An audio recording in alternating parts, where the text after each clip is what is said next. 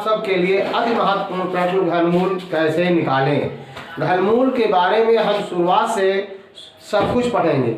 घनमूल के अंतर्गत हम पढ़ेंगे कि घनमूल कैसे ज्ञात करें, कौन सी संख्या पूर्ण घन है या पूर्ण घन नहीं है, ऋणात्मक संख्या का घनमूल कैसे ज्ञात करें। यदि आप विद्यार्थी हैं, क्लास स्टूडेंट हैं, तब आप इसकी भी अच्छी तरह से तैयारी कर लें, ताकि किसी भी कॉम्पिटिटिव में, हर प्रकार के कंपटीशन में यह क्वेश्चन बार बार पूछा जाता है। और यदि आप कॉम्पिटिटिव स्टूडेंट हैं तब पर भी या अनेक प्रकार के कॉम्पिटिटिव एग्जामों में पूछा जाता है।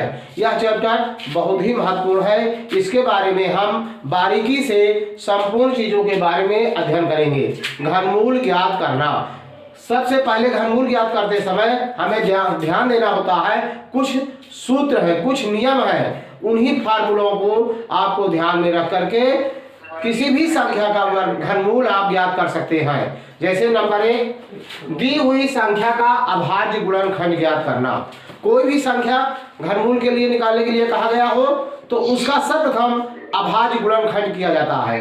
अब अभाज्य गुणनखंड आप क्या जानते हैं, अभाज्य गुणनखंड क्या है? यदि आप मित्र मेरे चैनल में पहली बार आए हैं तो अभाज्य गुणनखंड के बारे में अनेक प्रकार के कई वीडियो डाले गए हैं, वर्गमूल संबंधित डाले गए हैं। उनमें अभाज्य संख्या, भाज्य संख्या क्या है, सब बताया गया है। आप पीछे के वीडियो में जाकर के देख लेना कि अभाज्य संख्या किसे कहते हैं।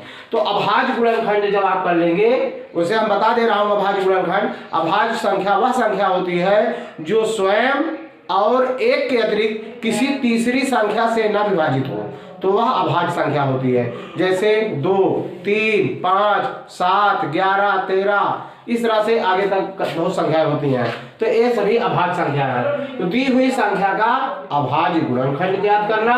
दूसरा, समान गुणनखंडों के 3-3 के समूह अर्थात त्रिक 3-3 के समूह बनाना। नंबर 3 पर है, प्रत्येक त्रिक से एक गुणनखंड लीजिए। जो आप अभाज्य गुणनखंड करते हैं उसका 3-3 का समूह बनाते हैं। उनमें से जब 3-3 का समूह बन जाता है तो एक गुणनखंड उनमें से ले लीजिए।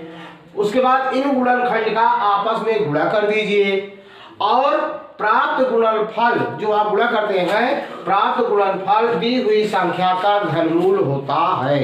यही इतना आपको करना होगा, 5 स्टेप। आपको 5 स्टेप याद होना चाहिए। अब मित्र, किन संख्या का घनमूल निकलेगा? यदि वह पूर्ण घन संख्या होगी। अब कैसे आप जानेंगे पूर्ण घन संख्या है कि नहीं है? तो सर्वप्रथम आपको अभाज्य गुणनखंड करना होगा और 3-3 का समूह बनाना होगा।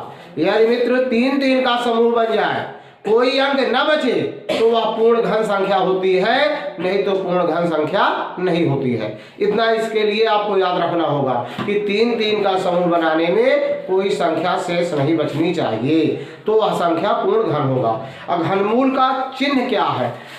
मित्र, घनमूल का चिन्ह होता है, सर्वप्रथम पहले हम वर्गमूल का चिन्ह बना देते हैं। वर्गमूल का चिन्ह बना देते हैं और इसके बाईं तरफ ऊपर 3 अगर लिख देते हैं तो यह घनमूल का चिन्ह हो जाता है। इसको घनमूल का चिन्ह कहते हैं। 3 घनमूल का चिन्ह है मित्र। पहले सबसे वर्गमूल का चिन्ह बना करके उसके बाईं तरफ अगर आप 3 लिख देते हैं तो वह घनमूल का चिन्ह हो जाता है। या घनमूल निकालने का, इसमें अगर प्रश्न में भी ना लिखा रहे कि घनमूल निकालिए, अगर इसी चिन्ह के अंदर अगर प्रश्न लिखा गया है कि जे 729, इसका मतलब हुआ कि 729 घनमूल के अंदर लिखा गया है, इसका मतलब होता है कि इसका घनमूल निकालना है, 729 का घनमूल निकालना है। अब हम कुछ प्रश्न दिए गए हैं, जैसे 432, 729, 13,824। इन संख्याओं में पता लगाना है कि कौन सी संख्या पूर्ण घन है और कौन सी संख्या पूर्ण घन नहीं है। तो पहला प्रश्न देखते हैं कि कौन सी संख्या पूर्ण घन है। पहला सवाल है 432।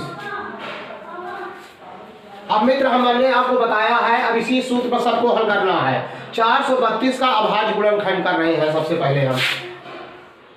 अब 2 से पहले काट रहे हैं, विभाजित कर रहे हैं। तो 2 से काटेंगे, 2 दूनी 4, 2 का नाम 2, 2 छंग 12। कहने का मतलब है कि यदि हम 432 में 2 से भाग देंगे तो भागफल 216 आएगा। पुनः यही प्रक्रिया करेंगे।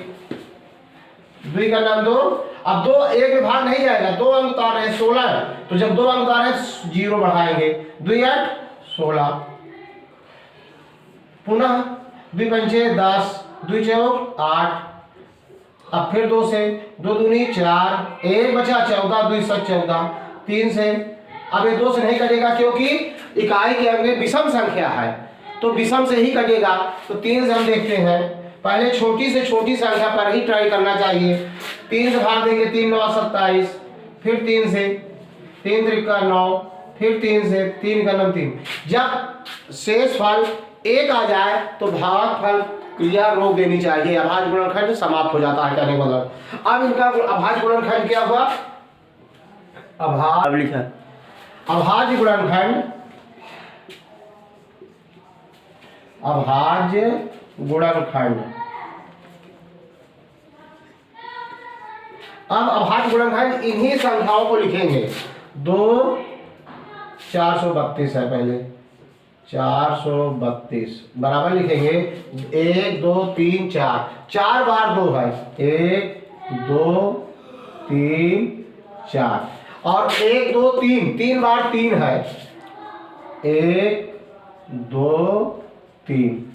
अब मित्रों मैंने बताया था कि दी हुई संख्या का अभाज्य गुणनखंड करना, समान गुणनखंडों के 3 के समूह त्रिक बनाना। अब अभाज्य गुणनखंड करने के बाद 3 का हम समूह बना रहे हैं, 1 2 3, इसका तो समूह बन गया, और 1 2 3 का समूह बन रहा है, लेकिन बीच में 1 2 जो है छूट जा रहा है, बच रहा है।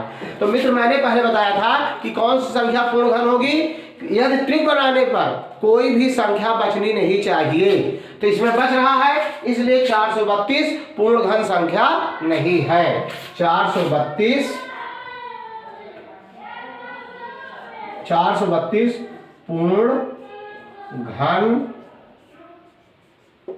संख्या नहीं है। अब कारण मैंने बता दिया, क्योंकि इसका त्रिक समूह बनाने के बाद 1 2 शेष बच रहा है। अब इसी तरह से अगला सवाल लेते हैं मित्र। अगला क्वेश्चन 729 का।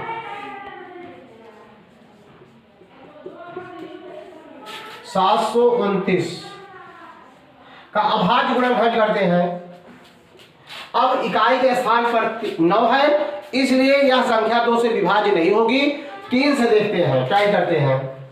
3 दूना 6, 1 12 हुआ, 3 चौक 12, 3 त्रिका 9, पुनः 3 से, 3 8 24, 3 करना 3, 3 दूना 6, 3 सते 21, 3 9 27, 3 त्रिका 9, 3 करना 3, 1 आ गया, इसलिए अभाज्य प्रक्रिया इसकी रोक दी गई। अब 1 आ गया तो इसके आगे नहीं विभाजित होगा। अब अभाज्य गुणनखंड क्या है भाई इसका? अभाज्य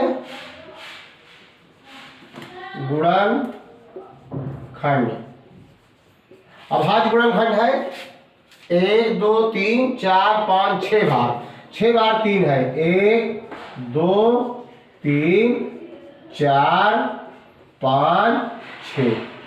अब इसमें 3 का त्रिक बना रहे हैं, इसका 3 का एक समूह हो गया और अगले का भी 3 का समूह, पूरा 3 का समूह बन गया, त्रिक बन गया, इसलिए यह पूर्ण घन संख्या है।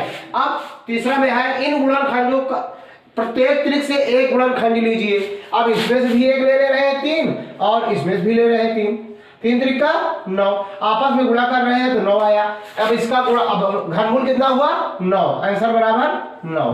कहने का मतलब हुआ कि 729 एक पूर्ण घन संख्या है। 729 एक पूर्ण घन संख्या है। अभी हम इसके बारे में ये तो आप पढ़िए, आज पढ़े कि कौन सी संख्या पूर्ण घन है और उनका घनमूल कैसे निकालेंगे। अगर आपको ऋणात्मक संख्या दिया गया हो घनमूल निकालने के लिए, ऋणात्मक संख्या का घनमूल निकालने के लिए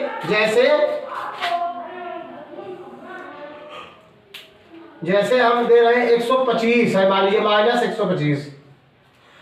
आपको -125 का घनमूल निकालने के लिए माइनस चिन्ह का इस 125 का निरपेक्ष मान निकाला जाता है। निरपेक्ष मान क्या हो जाएगा?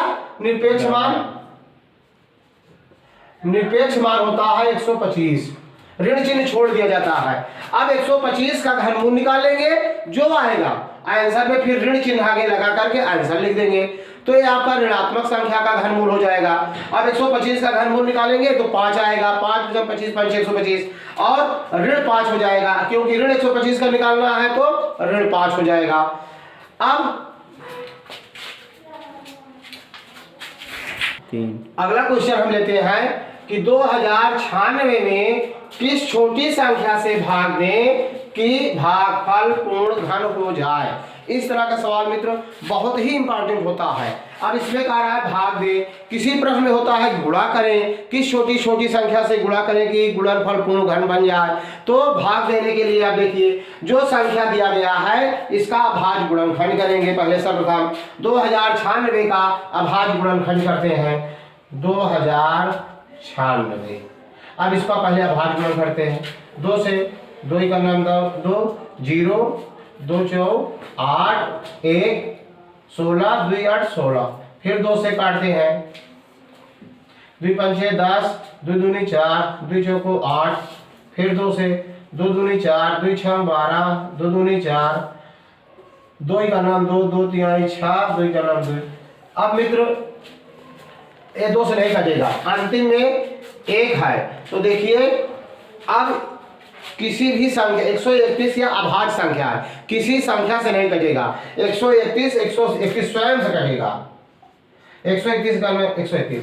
अब इसका अभाज्य गुणनखंड देखिए लिखते हैं 2 × 2 × 2 × 2, 4 बार है 1 2 3 4, और फिर बात 1 है 131 × 131। अब इसका हमने कहा था 3 3 का त्रिक बनाइए। अब यहां से त्रिक बन गया 1 2 3, इसका त्रिक बन गया। अब बच क्या रहा है? अब बच रहा है 2 × 131, शेष क्या है 2 × 131। अब इसका गुणा करेंगे तो आ जाएगा 262। अब ये जो संख्या बच रहा है उसी से भाग दे देंगे तो भागफल जो है पूर्ण घन बन जाएगा। तो कितने से भाग देना होगा? 262 से भाग देना होगा। अगर 262 से भाग देंगे तो भागफल 8 आएगा और 8 जो है पूर्ण घन संख्या हो जाएगा। मित्र अगर प्रश्न में कहे कि किस छोटी से छोटी संख्या से भाग दें तो जो बच रहा है उससे भाग दे दिया जाता है। इस तरह से आज आपको घनमूल निकालने के लिए बारीकी से सब कुछ बताया गया।